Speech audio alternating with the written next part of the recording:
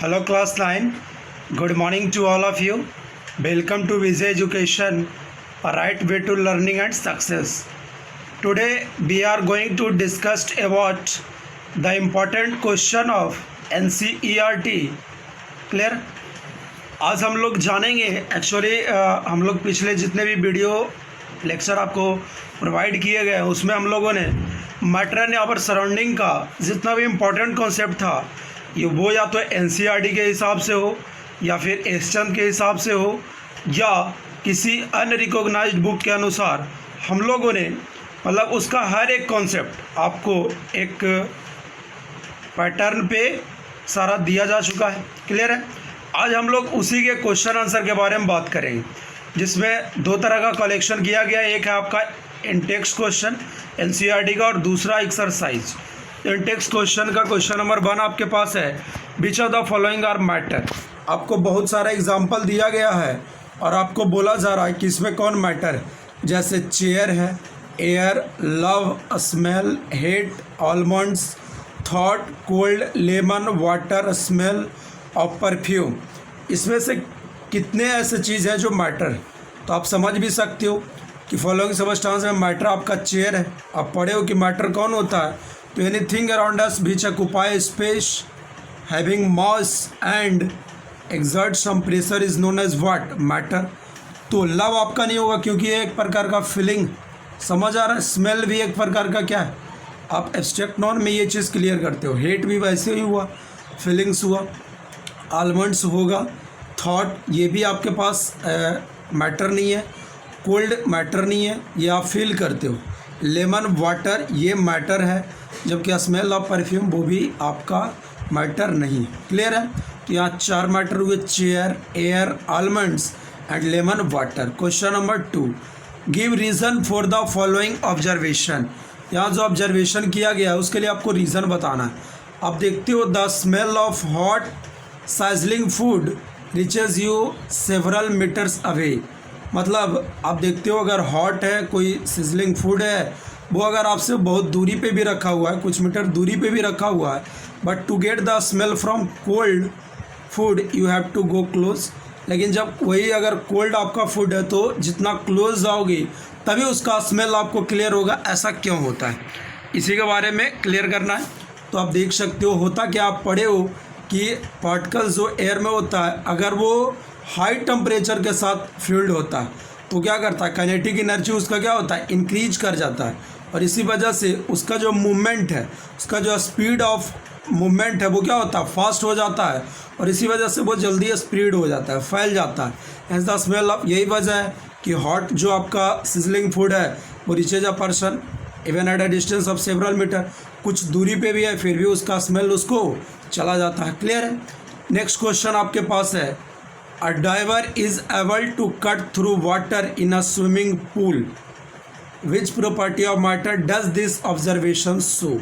कहा सर आप डाइवर देखते हो स्विमिंग पूल में, वो क्या करता है, कट थ्रू वाटर, वाटर को ऐसे कट करते जाता है। ऐसे आप अगर तैरते भी हो तो ऐसा चीज़ देखते होगे। तो होता क्या है, ऐसा इसलिए कट कर पाता है, क्यों? क्योंकि जो वाटर मॉलिक्यूल में भी अट्रैक्शन फोर्स होता है, पढ़े हो IMF क्या होता है, इंटरमोलिकुलर फोर्स जो है वो लिक्विड है चूँकि वाटर, तो क्या होता है, बिग होता है क्योंकि IMF सॉलिड के कंपेरिजन में ज़्यादा होता है। यही वजह है कि उसको आप क्या करते हो, दैट मीन्स कट करते जाते हो। तो यह कौन सा प्रॉपर्टी शो कर रहा है, एट्रीब्यूट्स टू इजी डाइविंग। मतलब आप अगर डाइवर हो तो आप क्या कर रहे हो, आप ऐसे चीज़ के लिए एलिजिबल हो कि कट थ्रू वाटर, वाटर को कट करते हुए जा रहे हो। ऐसा इसलिए हो रहा है क्योंकि उसके बीच जो IMF है वो क्या है, मतलब एक तरह से लेश है। क्लियर है? नेक्स्ट क्वेश्चन है question number 4, what are the characteristic of particles of matter. तो पार्टिकल्स ऑफ मैटर का क्या कैरेक्टरिस्टिक आप पढ़े भी हो कि उसके पास IMS होता है, इंटरमोलिकुलर स्पेस, उसके बाद उसके बीच फोर्स लगता है IMF, इंटरमोलिकुलर फोर्स, वही चीज़ लिखा गया, they attract each other.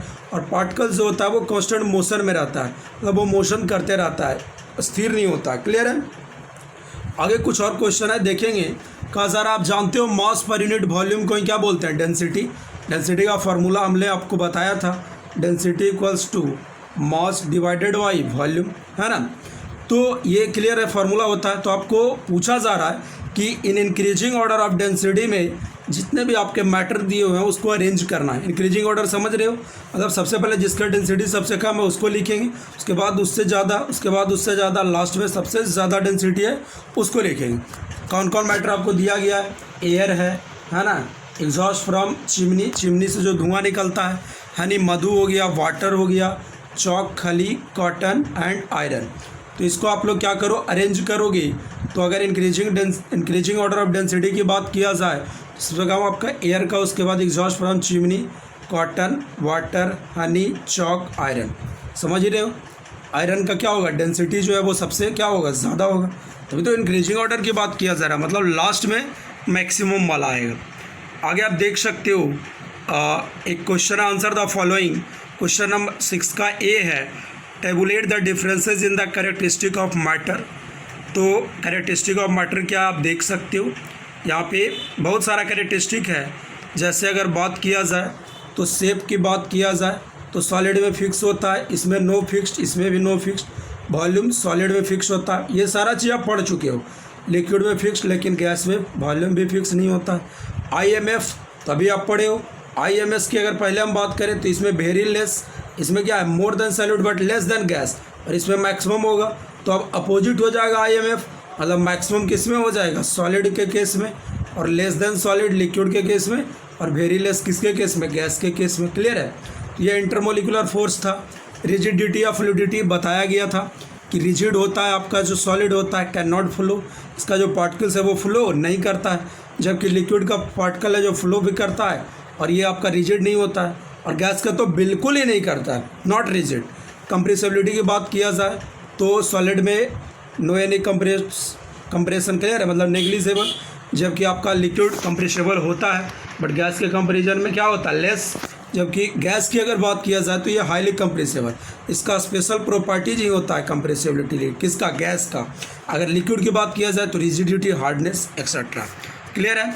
Next question 6 का बी है आपको, कमेंट अपॉन द फॉलोइंग, मतलब इस जितने भी आपका दिया गया है कॉन्सेप्ट उस पर आपको कुछ ना कुछ लिखना है। Rigidity, compressibility, fluidity, filling a gas container, shape हो गया, काइनेटिक एनर्जी एंड डेंसिटी, सारा आपको पहले बता दिया गया है। आप एक बार नोट्स को रिवाइज करो, उसके बाद इसको देखो, आपको हेल्पफुल होगा। ठीक, क्लियर है? तो यहाँ पे पहला आपका है रिजिडिटी। रिजिडिटी क्या होता है? तो it is the propensity of a substance to continue to remain in its shape when treated with an external force. अगर एक्सटर्नल फोर्स है उसको आप प्रेस करना चाहो, दबाना चाहो, तो वो अपने शेप को चेंज नहीं कर रहा, मतलब रिमेन इन द शेप, जिस शेप में था उसी शेप में है। तो इस प्रॉपर्टीज को क्या बोलते हैं, रिजिडिटी। कंप्रेसिबिलिटी क्या हुआ कि अगर उसको आप ये प्रेस कर रहे हो तो क्या हो रहा है, उसका जो IMS है वो कॉन्ट्रैक्ट कर जा रहा है ना, कब, जब उस पर एक्सटर्नल फोर्स लगाया जा रहा है। क्लियर है? There by escalating its density. तो इस प्रॉपर्टी को क्या बोलते हैं, कंप्रेसिबिलिटी। फ्लूइडिटी क्या होता है आप समझ रहे हो, कोई भी सबस्टेंस अगर फ्लो कर रहा है और मूव अबाउट फ्रीली, मतलब वो मुक्त रूप से घूम रहा है, इसी को प्रॉपर्टीज को क्या बोलते हैं, फ्लूइडिटी। नेक्स्ट आपका फिलिंग द गैस कंटेनर। आप देखते हो ये चीज़ कि गैस में जब जैसे कोई आपका गैस का सिलेंडर है तो उसमें जो गैस फिलअप होता है तो उसका गैस का जितना भी पार्टिकल्स है उस कंटेनर में इस तरह से जाके रैंडमली वाइब्रेट करता है ऑल पोजीशन पॉसिबल डायरेक्शन में। क्यों? क्योंकि उसके बीच जो IMS होता है काफ़ी ज़्यादा होता है। समझ में आ रहा, मतलब वो बहुत ज़्यादा फ्लो करता है, वाइब्रेट करता है रैंडमली इधर उधर। क्लियर? शेप की अगर बात किया जाए तो किसी ऑब्जेक्ट का जो आपका डेफिनिट स्ट्रक्चर, क्लियर है या नहीं, साथ ही साथ किसके साथ, तो एक्सटर्नल बाउंड्री के साथ, मतलब बाहरी बाउंड्री के साथ किसी ऑब्जेक्ट का जो डेफिनिट स्ट्रक्चर है उसी को हम क्या बोलते हैं, शेप। समझ में आया कि नहीं आया? तो हमारे जैसे ब्रिक्स की बात किया जाए तो वो आपका क्यूबॉइडल शेप में होता है, क्यूबॉइड। क्लियर है? तो इस प्रकार आप शेप को डिफाइन कर सकते हो। नेक्स्ट है kinetic energy and density. Kinetic energy आप जानते हो K = होता है हाफ mv²। फिजिक्स में भी आपने पढ़ा होगा। m आपका क्या है, मास, और v क्या है, वेलोसिटी। K से क्या हो गया, काइनेटिक एनर्जी, मतलब motion allows particles to process energy which is referred to a kinetic energy. मतलब मोशन के कारण जो ऑब्जेक्ट का दैट मीन्स एनर्जी होता है वो होता है काइनेटिक एनर्जी। अगर इसकी बात किया जाए इंक्रीजिंग ऑर्डर तो सबसे ज़्यादा काइनेटिक एनर्जी किस में होगा, गैसेस में, उससे कम लिक्विड में, और सबसे कम सॉलिड में। काइनेटिक एनर्जी को हाफ mv², ये हमें बता दिया आपको। ठीक है? डेंसिटी आप समझ रहे हो, it is the ratio of mass to volume, या it is the mass of unit volume. 1 litre volume में जितना आपका मास होगा वही उसका क्या होगा, डेंसिटी होगा। क्लियर है। चलिए आगे कुछ क्वेश्चन है जिसका आपको रीजंस बताना है। जैसे gas fills completely the vessel in which it is kept. Clear है। तो पूछा जा रहा है कि एक गैस जो है वो fills completely the vessel which is kept. ये सही है या गलत? तो ये सही है, क्योंकि आपको पता है गैस जो है एक ऐसा स्टेट्स ऑफ मैटर है इसमें IMS बहुत ज़्यादा होता है। जैसे ही उसे किसी वेसल में फिल किया जाता है तो वो पूरे वेसल के वॉल्यूम को क्या करता है, ऑक्यूपाइड करने का काम करता है, मतलब काइनेटिक। क्यों? क्योंकि ऐसा इसलिए होता है क्योंकि गैस के द्वारा जो काइनेटिक एनर्जी होता है वो काफ़ी हाई होता है, और इस वजह से वो अलाउ करता है रैंडमली मोशन के लिए, मतलब किसी भी डायरेक्शन में उसका पार्टिकल क्या कर सकता है, मूव कर सकता है। इसी तरह से क्या होता है, particles face the gas vessel इंटरली। Total जितना भी वेसल है उसमें पूरे में गैस क्या होता है, फैल जाता है। A gas exert pressure on the ball of container. Yes, ये चीज़ आपने पढ़ा था कि ये क्या करता है, जो आपका गैस का कंटेनर जो कंटेनर में गैस फिलअप रहता है वो क्या करता है, उस कंटेनर के बॉल मतलब दीवार पे क्या करता है, प्रेशर एक्सर्ट करता है। ऐसा आप ऐसे समझ सकते हो, क्योंकि आप जान रहे हो कि गैस के पास क्या है, हाई काइनेटिक एनर्जी है, तो वही चीज़ वो कांस्टेंट मोशन के अलाउ कर रहा है, मतलब रैंडम डायरेक्शन में इधर उधर क्या हो रहा है, पार्टिकल्स उसका मूव कर रहा है, जो ये कॉज करता है कि वो उस कंटेनर के बॉल को हिट करे, है ना। और इसी वजह से वो क्या करता है, वाइब्रेशन भी क्रिएट करता है, और कोलिजन बढ़ जाता है। तो कोलिजन जैसे ही बढ़ता है काइनेटिक एनर्जी हाई होने की वजह से, तो वो क्या करता है, जनरेट करता है प्रेशर किस पे, तो कंटेनर के बॉल पे। समझ आया कि नहीं आया?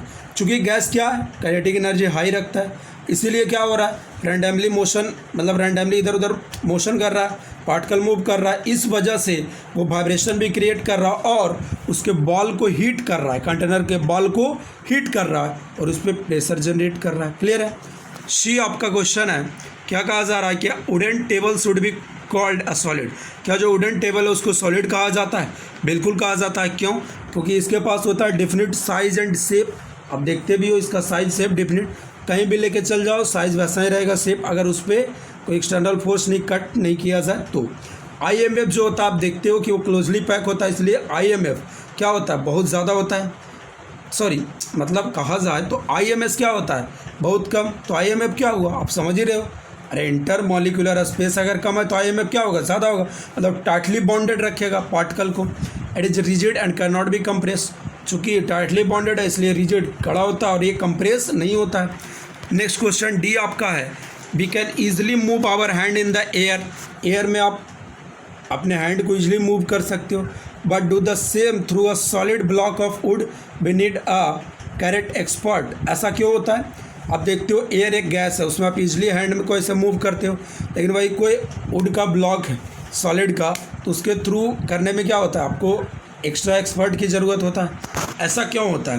क्योंकि आप जानते हो गैसेस में जो मॉलिक्यूल होता है ना, वो क्लोजली नहीं बल्कि लूजली पैक्ड होता है, जबकि सॉलिड में जो पार्टिकल्स होते हैं वो क्या होता है, क्लोजली पैक्ड होता है। इसी वजह से क्या होता है, गैस का डेंसिटी क्या होता है, काफ़ी कम होता है, जबकि सॉलिड का डेंसिटी ज़्यादा होता है। इसीलिए होता क्या है कि जब आप गैस की बात किया जाए, दैट मीन्स एयर गैस है, एयर में गैस है ना, गैसी का तो मिक्सचर ऑफ गैसेज है एयर, तो उसमें जब आप हैंड को क्या कर रहे हो, मूव कर रहे हो, तो यहाँ पे फोर्स ऑफ अट्रैक्शन जो होता है वो बिग होता है, इस वजह से उसको ब्रेक करना क्या होता है, काफ़ी इजी होता है। जबकि यही चीज़ अगर सॉलिड में करने जाओ तो वहाँ फोर्स ऑफ अट्रैक्शन ज़्यादा होने की वजह से ये बार काफ़ी डिफ़िकल्ट हो जाता है। इसलिए यहाँ पे क्या, कराटे एक्सपर्ट की ज़रूरत होता है, is able to smash with application of lot of force. Karate समझ रहे हो ना, जूडो कराटे जो होता है। क्लियर है। चलिए, तो ये कुछ क्वेश्चन इंपॉर्टेंट क्वेश्चन थे, है ना। कुछ क्वेश्चन और हम लोग देख लेते हैं। नेक्स्ट आपका, liquids generally have a lower density than solids. Liquid का जो डेंसिटी है वो सॉलिड से क्या होता है, लोअर, मतलब कम होता है। आपको पढ़ाया भी गया है कि density of liquid less than density of solid, but you must have observe that ice floats on water, find out why. ऐसा क्यों होता है कि जो आइस है वो फ्लोट्स करता है, तैरता है किस पे, वाटर पे। तो आपको पता है कि डेंसिटी का इसमें खेल होता है। अरे हाँ या ना, मतलब कि वही चीज़, डेंसिटी ऑफ आइस क्या होता है, is less than density of water, अभी आपने देखा। तो the low density of ice can be attribute to the small pores and it which allows to trap air and ice floats on water. समझ में आया कि नहीं आया? चूँकि आइस का जो डेंसिटी होता है वो वाटर से कम होता है, इस वजह से क्या होता है कि वो उस स्मॉल पोर्स में क्या होता है, ट्रिब्यूट करने के लिए एबल होता है। अरे हाँ है ना। और ये क्या करता है, ट्रैप एयर और वो फ्लोट करता है। क्लियर है? कुछ क्वेश्चन है आपको कन्वर्जन ऑफ टेम्परेचर पे है कि केल्विन में दिया हुआ है, आपको सेल्सियस में चेंज करना है। तो आपको फार्मूला मालूम है, K = C + 273। K का वैल्यू निकाल पुट करें और C फाइंड आउट करें। नेक्स्ट क्वेश्चन 10 में डिग्री C का वैल्यू दिया हुआ है सेल्सियस का, K फाइंड आउट करना आराम से आप कर सकते हो। क्लियर है? हाँ, ये क्वेश्चन नंबर 10 में एक पूछा जा रहा है कि what is the physical state of water at 250 degree Celsius पे। वाटर का फिजिकल स्टेट क्या होगा और 100 डिग्री सेल्सियस पे क्या होगा? तो हम आपको बताए थे कि 100 डिग्री सेल्सियस इसका बॉइलिंग पॉइंट माना जाता है ट्रांजिशन स्टेट में। इसका मतलब क्या हुआ कि इस केस में ये लिक्विड्स और गैस दोनों पे रहेगा, लेकिन 250 डिग्री सेल्सियस मतलब बहुत ज़्यादा टेम्परेचर हो गया, तो इस वजह से काइनेटिक एनर्जी क्या होगा, ज़्यादा होगा। दैट मीन्स ये कौन सा स्टेट हो जाएगा, gaseous state. It is beyond it's boiling point से ज़्यादा हो गया। क्लियर है? नेक्स्ट क्वेश्चन है, for any substance why does the temperature remain constant during the change of a state. जब स्टेट चेंज होता है, मतलब सॉलिड से लिक्विड, लिक्विड से गैस या गैस से लिक्विड, लिक्विड से सॉलिड, तो टेम्परेचर कांस्टेंट होता है। ऐसा क्यों होता है? क्योंकि आपको पता है कि जो होता है लेटेंट हीट जो आप सप्लाई करते हो वो क्या करता है, सबस्टेंस के टेम्परेचर को इंक्रीज करता है, उसको यूज अप, मतलब उसको आप यूज़ कर लेते हो किसमें, तो जो स्टेट्स का ट्रांसफ़र हो रहा है या changes in states of matter हो रहा है उसमें, इसलिए टेम्परेचर क्या होता है, कांस्टेंट रहता है। क्लियर है? आगे एक क्वेश्चन है, suggested a method to liquefy atmospheric gases. तो आप इसको कैसे अचीव कर सकते हो?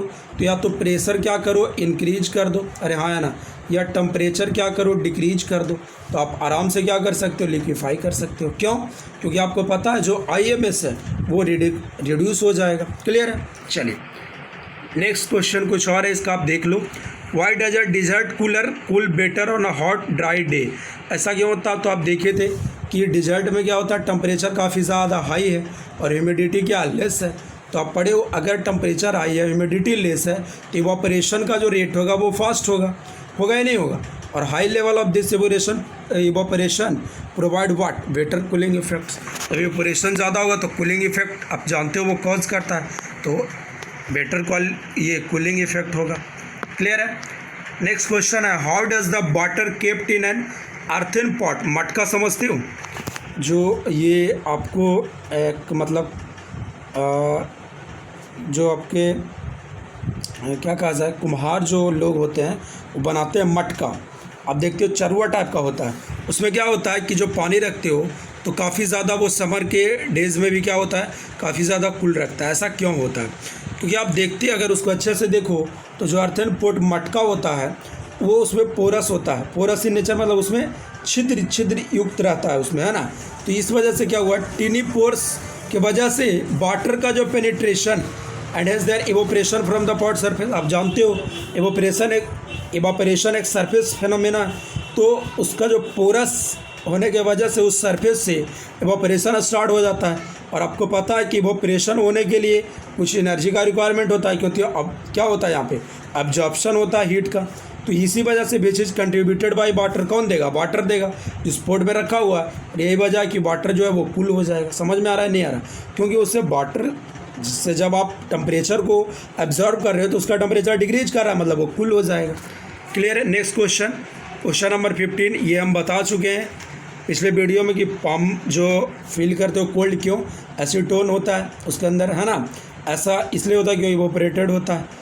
नेक्स्ट क्वेश्चन है, why are we able to sip hot tea और milk faster from a saucer rather than a cup. Cup के रेस्पेक्ट में शक्कर में वो क्या होता है, दैट मीन्स जल्दी जो है वो क्या होता है, वो सिप करता है हॉट टी जो कुछ भी है।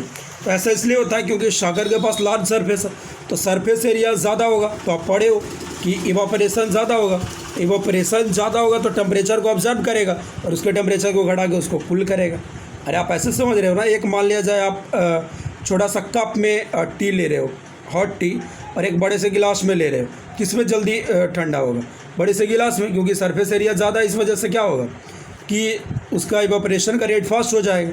क्लियर है. What type of clothes should be bear in summer? Obviously cotton clothes. पढ़े भी थे ये चीज़ कि लाइट कलर को क्या करता है, रिफ्लेक्ट करने का काम करता है. क्लियर है. तो that's all about the in text question. Next video में डिस्कस करेंगे एक्सरसाइज